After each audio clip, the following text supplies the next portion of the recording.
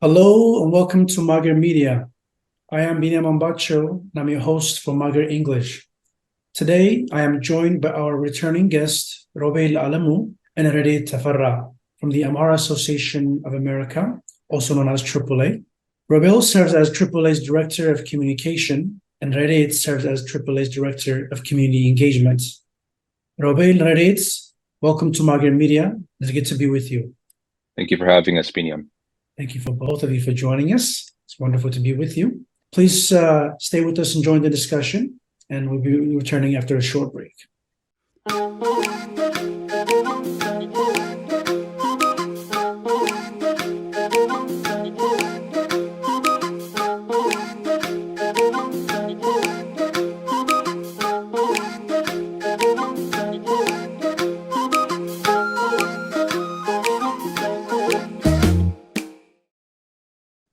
Welcome back to all of you. So today we'll be discussing the current Abiy Ahmed's war on Amhara that has been raging for several months now. And we will analyze and also assess the Amhara resistance and the response from the international community. And finally, we will reveal the grotesque human rights violation of 1,000 Amhara detainees languishing in concentration camps, as well as cover the current events. I want to also extend on behalf of Mager Media, I would like to say Happy Ethiopian New Year to Ethiopian Americans all over the world. I know it's a difficult time to celebrate this new year, but we hope this year brings an end to the Amhara suffering and a real, genuine change in Ethiopia. So let's proceed to the first question. Rediet, this question is for you. Can you provide us with an overview of the current developments in Abiy Ahmed's war on Amhara? Thank you, Biniam. In a lot of ways, the war in Amhara region right now was heavily anticipated, especially following the Pretoria Agreement of November 2022. The peace agreement failed to acknowledge and include one of the primary victims of the war in northern Ethiopia that lasted for about 2 years, and that's the Amhara people. Following this and accompanied by the failure of Abiy's administration to hold the TPLF accountable for the atrocities in Amhara region, failure to stop atrocities in Oromia region by the OLA, and other militia groups in the Benishangul Gumuz region, there was growing dissatisfaction towards Abiy's administration by the Amhara people. And it's public knowledge that the war in northern Ethiopia, in the war in northern Ethiopia, the Amhara special forces and the Fano were key in fighting off the TPLF and pushing them back or out of the Amhara region and Afar region and back to Tigray. So in early 2023, when Abiy's administration demanded for the Amhara special forces to disarm, there were widespread protests throughout the Amhara region. This was both internationally and publicly reported. The international I Am Fano protests were also restarted. People took to the streets in support of Fano and the Amhara special forces. There were heavy blockades of roads to stop the ENDF from pushing into Amhara towns as well. That was when we saw the first internet shutdown in Amhara region in April 6th. Following that, I would say a lot of Amhara households were mentally preparing to fight and to mourn the dark times we're going through right now. The armed conflict officially started between Fano and the Abiy Ahmed-led ENDF in mid to late summer. On August 3rd, there was an internet shutdown in Amhara region, and on August 4th, Abiy's administration officially declared a state of emergency in the Amhara region and Ethiopia. Since then, there's been several reports of drone attacks that has targeted civilians. The UN spokesperson has estimated at least 183 civilians have been killed during the conflict in Amhara region. Just to give it some examples, there have been like 3 civilian drone attacks that have caused the death of over 50 civilians in Godram alone. The Amhara Association of America has reported one of the massacres, civilian massacres carried out by the ENDF, specifically in Majete, Efratana Gadim district in North Showa zone. Specifically, this district is a district that's been repeatedly attacked by the Oromo Liberation Army for the past 3 years. There's been at least over 7 attacks reported by the Amhara Association of America alone. And this area was also a victim of a joint attack by the OLA and the TPLF in 2021. So these are civilians that have been traumatized and repeatedly re-traumatized in the course of the past 3 years. The specific attack happened on Monday, September 3rd, when the Ethiopian National Defense Forces went door-to-door massacring civilians in Majete town and the surrounding areas. The attack was followed after the Fano launched a surprise attack on an ENDF base located in the outskirts of town the day before on Sunday. There were at least 33 civilians killed and 13 injured. The Guardian has reported the same incident where they put the numbers at about at least 70 people.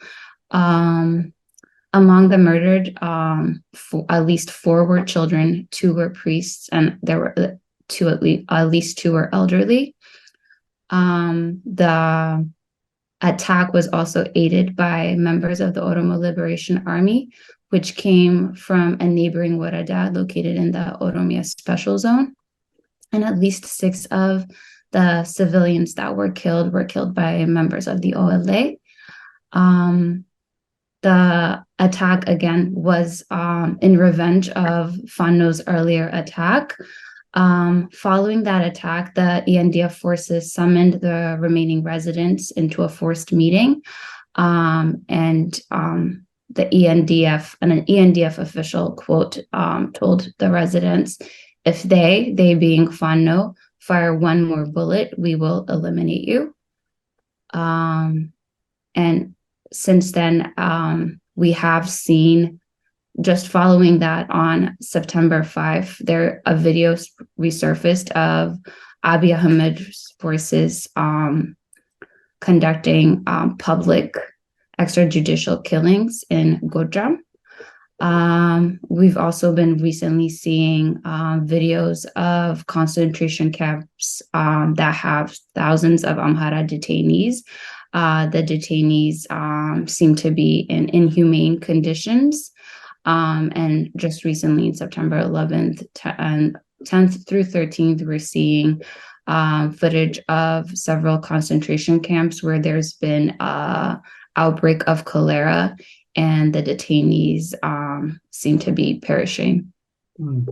Absolutely. Thank you so much, Rediet. I think you gave us a really good analysis into not just the immediate cause, but also some of the long-term causes of this current war in Amhara region that has been raging for several months.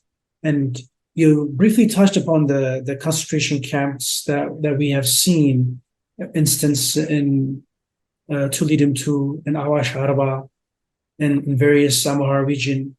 You mentioned the cholera outbreak. Some independent reports are reporting that more than 350 Amhara civilians in these concentration camps have been killed. And Abiy Ahmed regime, in order to hide these innocent civilians that are being killed in such an inhumane way, he's conducting a mass burial and hiding it from the world view. And this is a complete violation of human rights. And he's involved in propaganda and trying to cover up these mass burials. So, in his latest tweet, Achamele Tamuru juxtaposition this idea of concentration camps to what's been happening to the Jewish in Auschwitz in Germany by during the Nazi Germany. And so this is a very stark and very inhumane condition that our people are going through. And we really need to wake up the international community and understand what's been happening to our people. So, and you kind of briefly touched upon this, Rediet. What is your assessment in terms of the international community response? Is the war on Amhara receiving sufficient coverage from Western media? Are Western governments and international bodies expressing any concern?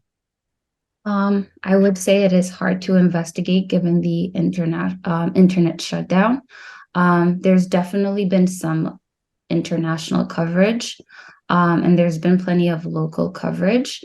But when we do compare it within the context of global affairs, I would say there aren't that many people that don't know about the Ukraine and Russian conflict, but there are several people that are unaware of the 2-year war in northern Ethiopia, which was possibly the deadliest war in the 21st century. So that does bring into question just how representative international media is of global news. But I would say there is more diverse voices in reporting recently, especially when we compare it to how the war in northern Ethiopia was reported in earlier in 2021 and 2020. Absolutely. Yeah, I also noticed a bit of coverage, especially from Western media, and as we've seen Fano's resistance gain momentum. And I think when people started fighting on the ground, that's when we should see a lot of these international media outlets really reporting on what's been happening in Amhara region. Robel, if you want to add, I'll give you a brief time in this case in terms of an overview of the current developments in Amhara region, as well as the international response. Anything to add on this region? Yes, certainly, Biniam. I think my colleague Rediet actually did a very marvelous job at covering this overview of what's been happening in the Amhara region. But as we've been saying now, we're actually reaching about 4.5 months since the Prime Minister Abiy Ahmed and his Oromo Prosperity Party regime started their military campaign against the Amhara people. This followed the peaceful protests, civil demonstrations that took place in the region, in which people actually demonstrated throughout the region. We're talking about more than 30 towns within the Amhara region, comprising more than in the millions of people participating, calling for their rights, calling for an end to Amhara genocide, calling for the removal of Prime Minister Abiy Ahmed. And unfortunately, instead of actually addressing the grievances expressed by the people in a peaceful way, Prime Minister Abiy chose instead to send his army into the Amhara region to attack the people, and he declared war. And since that time, in late April, this has really been there's been escalation. And in recent weeks, what we've seen is actually some of the worst atrocities. My colleague Rediet mentioned what happened in Majite. There was also several other attacks and massacres, including in Delgi, in central Gondar, in Debre Marcos. So these are actually even major cities that have been targets of indiscriminate attacks targeting civilian populations. And so this has come to a point where people, I think, throughout the international diaspora have been impacted on some level, in some way, including, for example, by the killing of, for example, in Debre Marcos University instructor Limatu Amhara. There was many people like him who were victimized in these indiscriminate attacks, people who are not involved in the fighting. So these are really war crimes that Prime Minister Abiy's army has been perpetrating. And in addition to that, towards the end of August, we saw shelling of a hospital in Debre Tabor. And there's also a pattern of many of these places being areas where on the periphery there was fighting with the Fano forces. Fano made with strategic withdrawals from controlling these towns and cities in order to avoid civilian casualties because they noticed what the regime forces were doing. And instead of actually pursuing the Fano, the regime forces resorted to targeting civilians. So we saw widespread massacres in places like Gondar, Bahardar, drone strikes in Finota Salam. And we've seen hundreds killed. And this has been confirmed by the UN Human Rights Office. Earlier, Biniam, you mentioned the case of the concentration camps. And so we've seen leaked photographs showing the very devastating and disturbing state of Amhara prisoners collected from places like Addis Ababa, throughout the Oromia region, throughout the Amhara region.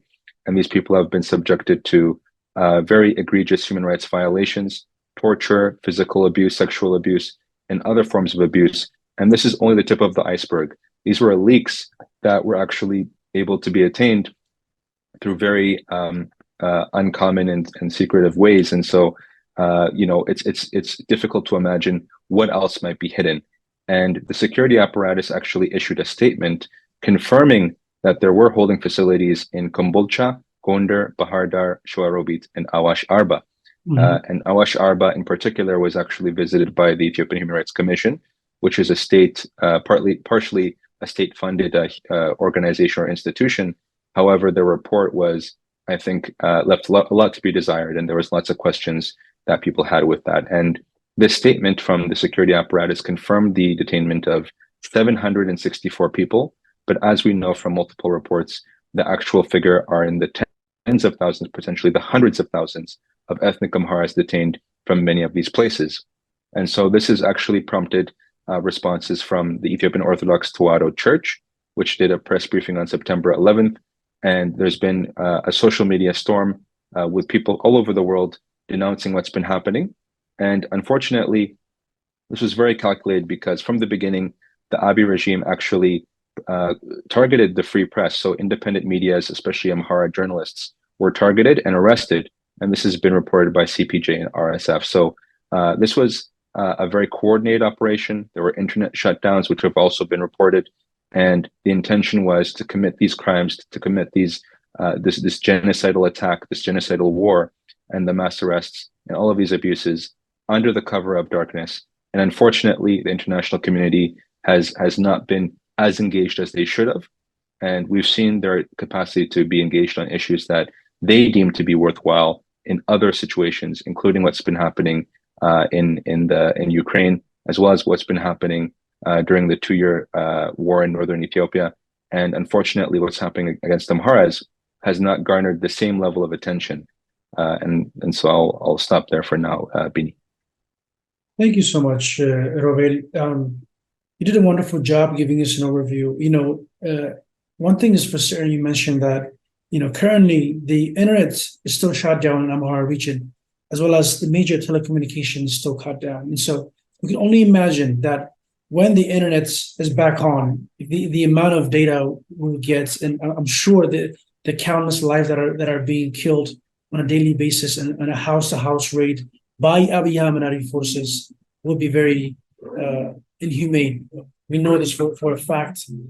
And, we hope that the international community, as well as Amnesty International, Human Rights Watch, the UN Human Rights Council, they need to make a statement declaring and making sure that these atrocities will not go unpunished. Let's move on to the next question, Robel.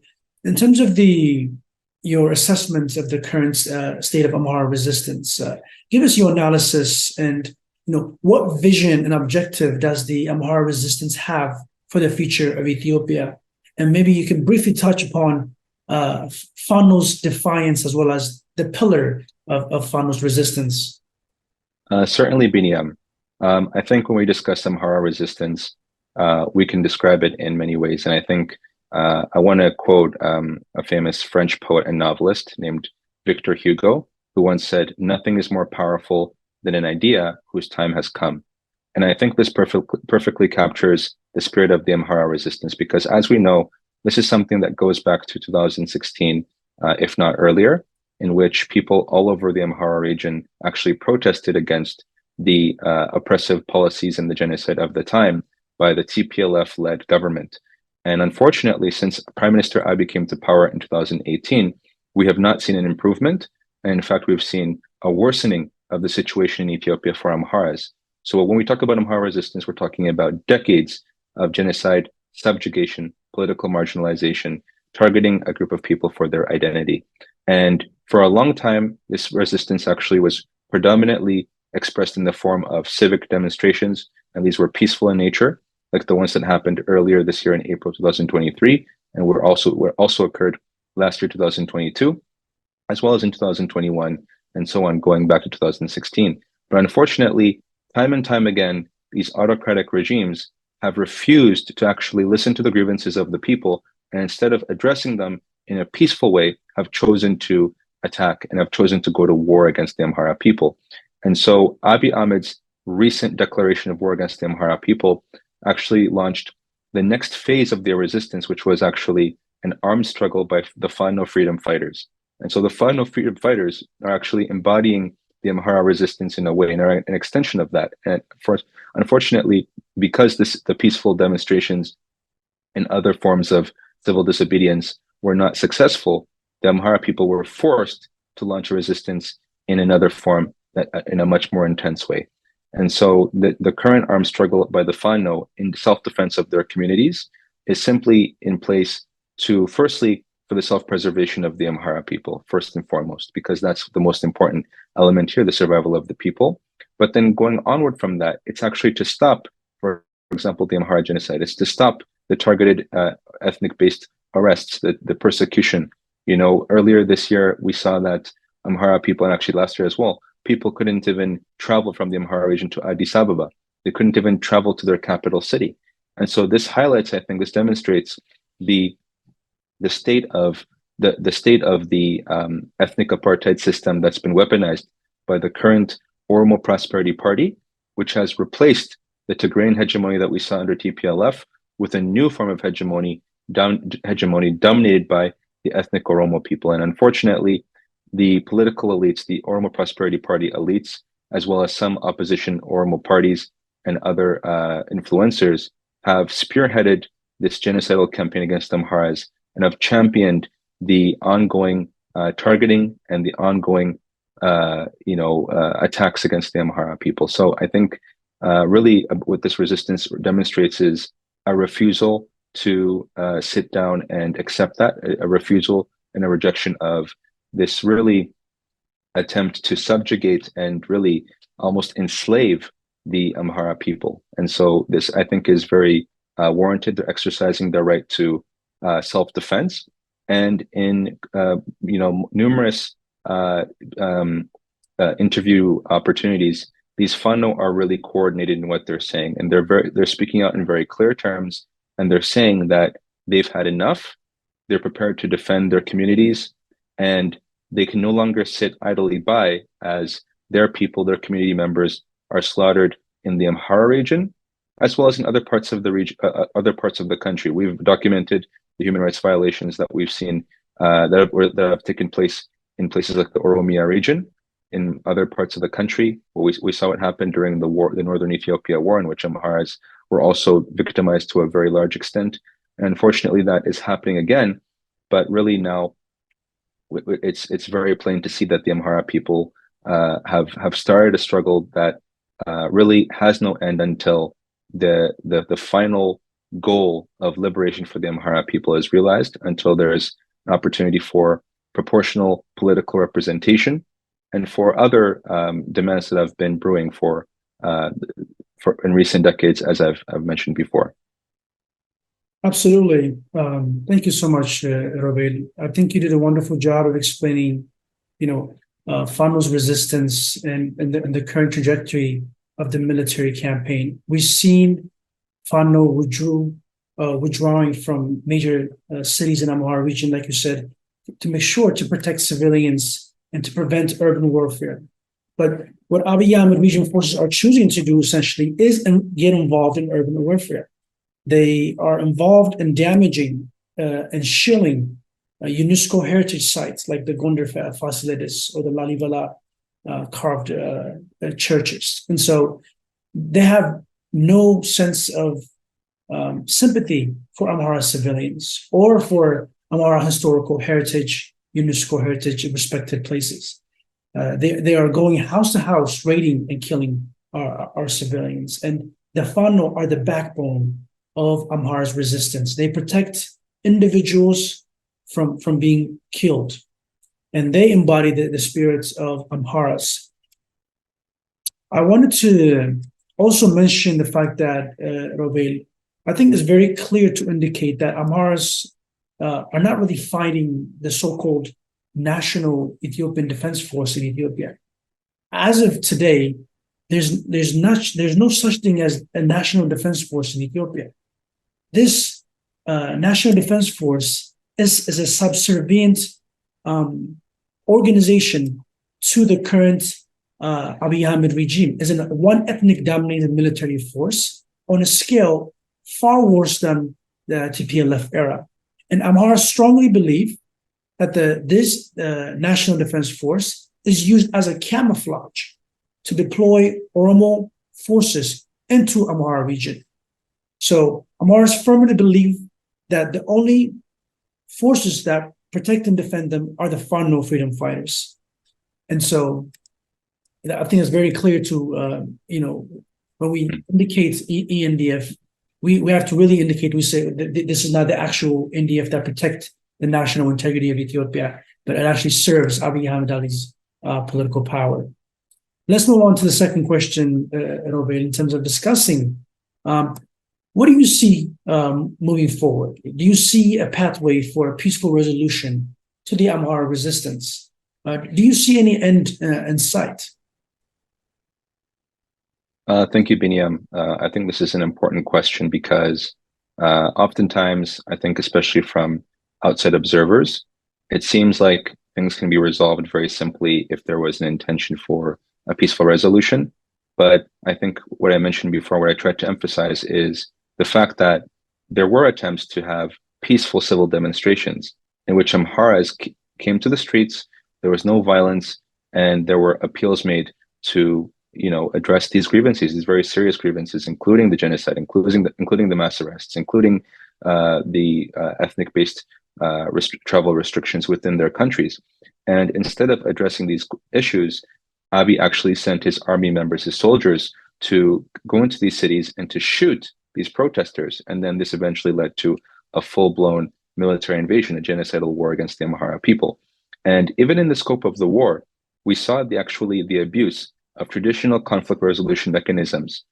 For example, in the tradition, there is this thing known as shemagale, or basically elders who are sent as mediators to resolve problems. And this is a very traditional means of conflict resolution. But unfortunately, what would happen was when the Abiy regime forces would actually encounter military defeats by the Fano, they would deploy these mediators as a way of buying time. And so they would at least try to fool the Amhara Fano and then come again at nighttime, for example, and launch another surprise attack. So these sacred cornerstones of our, social fabric of our traditions have all been overturned and have all been abused and neglected.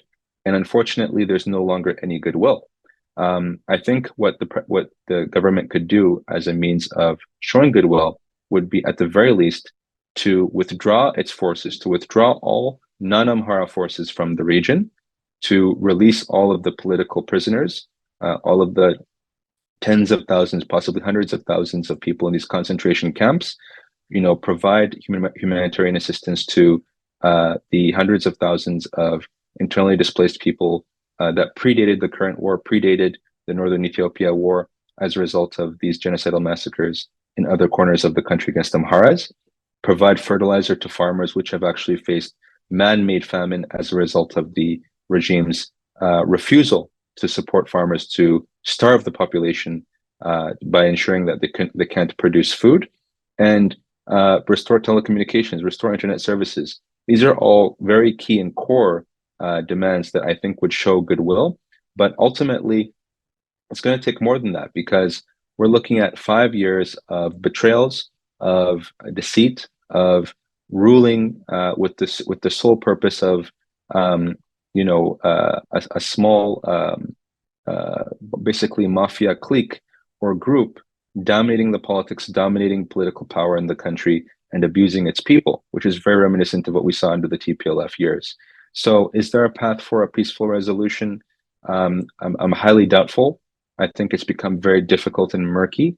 But what's clear is the Amhara resistance now has set out with higher ferocity than it's ever had before. And there is actually no way for Abiy to quell this resistance or to win in this war. There's no victory in sight for the regime.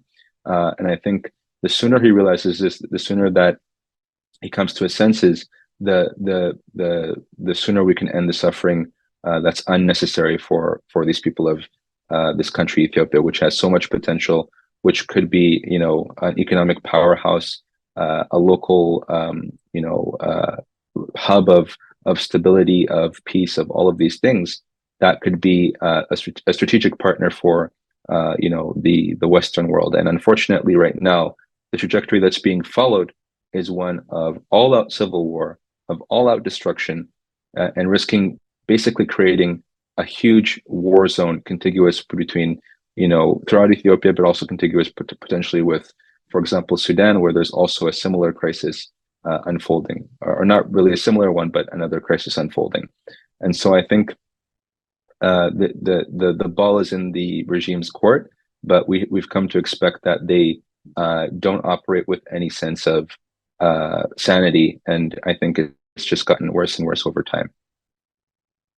Yeah, it truly has, Robel. I mean, you mentioned the basic premise, free all political prisoners, the issue of justice and accountability, making sure that our farmers are getting fertilizers, right?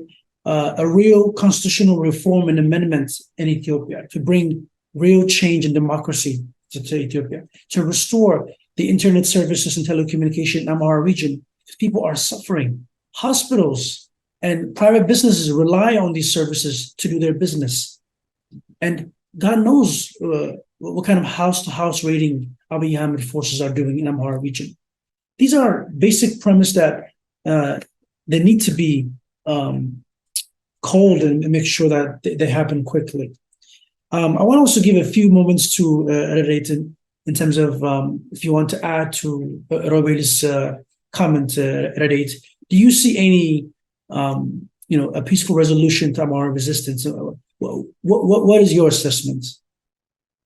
I think Robel explained it beautifully. I think if Abiy's regime's forces are willing to meet these demands of the Amhara people, I see no reason why there will be no peaceful resolution. Yeah, absolutely. I want to quote something from Professor Gama Burhanu.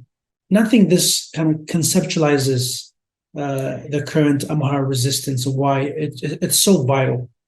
He states, Fano is not just an embodiment of physical defiance, but also an intellectual movement that abhors ethnic fascism, narrow nationalism, apartheid policies, internal colonialism, and all forms of pseudo-legal acts of political corruption, right?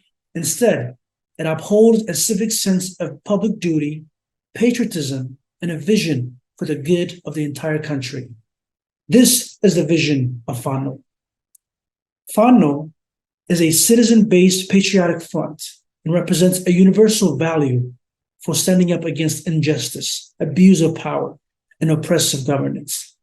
Fano's ideology and bravery have the potential to liberate Ethiopia and the entire Horn of Africa from the shackle of ethnocentric politics and bring forth a more democratic Ethiopia that will have a profound effect, a profound effect in the Horn of Africa.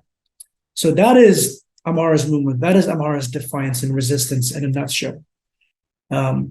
Lastly, I wanted to give a few brief minutes for both of you, Robel and Rediet, if you want to say any last remaining statements or clarify any statements that you have before we close today's episode. Robel, you can go. Thank you, Biniam, as always, for this very timely discussion. As we speak, as I said before in this interview, tens of thousands of our people are languishing in concentration camps under very horrid conditions, facing, infectious disease, facing all types of abuses, physical, sexual, psychological, facing torture. And, I think as bad as it is, there's hope in the unity that it's brought to our people in organizing. Our people have come together and For example, they did these I Am Fano protests throughout the diaspora, throughout all major continents of the world. And I think that's very promising. It shows what we can achieve when we work together and when we unite. But I think ultimately the Amhara resistance on the ground is going to decide what's going to happen. And as I said, there is no scenario in this where Abiy comes out victorious. It's just a question of how long it'll take before the Fanos achieve their goal of not just self-preservation, but also realizing justice and looking after their people, but also pursuing accountability for the Amhara genocide that's been waged against their people. And so this is going to take some time, but ultimately the ultimate I think outcome of this is going to be a civilian-led transitional government that's going to remove the Oromo Prosperity Party and lead to tangible, genuine reform that can actually put this country back on track to development, back on track to genuine prosperity, not the fake prosperity that this party loves to repeat and parrot over and over again. And it's about time. We can't continue to expect that these individuals will see the error in their ways. It's become clear that they are willing to do anything, within their power to stay, to maintain their political power. And they see the Ethiopian people, as disposable in that regard. It's not just the Amharas that they're willing to sacrifice. They're willing to come after every group, including cannibalizing the very group that they claim to represent, the Oromos. Because at the end of the day, if you look at the emerging videos of the POWs from this ENDF, it's very clear that the soldiers are completely demoralized. They are clearly saying that they've been forced to fight. They never had any expectation that they would come out victorious against the Fano, and they understand the corruption and the manipulation and the dirty politics at play that's fueling this genocidal war against the Amharas. And it's fueled by this Oromo Prosperity Party regime, as well as its allies such as the Tigray People's Liberation Front. And these are groups that set out with this mantra of hatred against Amharas, which is completely irrational, to hate an entire group of people as a political stand. And I think the Amhara have said they've had enough. They've tolerated this mistreatment for too long, and really it's a surprise this didn't happen sooner. So I think in the coming weeks and months, we're going to see something that we're going to be able to get a sense of what the timeline is, how much time this regime has left, because it's on its final its final legs, I would say, Biniam. And I just would like to extend my sympathies for all those who have lost family members, who are worried about the whereabouts of family members in this difficult time. I understand this has affected so many people across the world, and it is a very dark time, but it shall pass. And for those who are wondering how they can help on the advocacy front, they can support the Amhara Association of America, AAA, by following us for updates, by providing regular donations, so we can continue to do our advocacy work through our team of human rights investigators on the ground in Ethiopia, as well as our lobbying efforts abroad, including in DC. And so these are some ways that they can help. We're also looking for volunteers. If there are those who have the time and the energy and the passion to get involved, please reach out to us. Our website is www.amharaamerica.org. And I think I'll leave it with that. Biniam, thank you. Thank you so much, Robel. How about you, Rediet? Do you have anything to add or maybe clarify any statements? I'd reiterate a lot of what Robel said. Don't look away. Our people on the ground are paying the heavy price. So please donate and volunteer to your local Amhara orgs. Talk about the Amhara genocide. Talk about the war on Amhara. Reshare posts, reshare the news. Absolutely. Thank you so much. And like you said, yeah, definitely support AAA in terms of advocacy. There are other various Amhara organizations, including the International Amhara Movement, IAM, or the Amhara Popular Front, who are on the front line leading and facilitating this movement to help and support our people back home. So support them as well. As you know, one thing that Robel, that you said that really stood out to me is the way Fano treats these prisoners of war, these POWs. They're so kind and kind spirit. They know the international war and conflict resolution laws and the way they treat POWs. This is what you read in political science textbooks that Fanos are doing every day. And so that is a sign of it's a beacon for democracy. It's a beacon for how you should treat people. And so we can learn that from Fano. But thank you both, Robel and Rediet. You did a wonderful job in giving us an overview of the current Amhara's resistance, as well as some of the international community response. So thank you both. Thank you, Biniam. Thank you, Biniam. Thank you so much. And thank you to our Maghrib Media family members for watching and staying tuned. Please visit our website at maghribmedia.com for more information. And until we meet again, take care.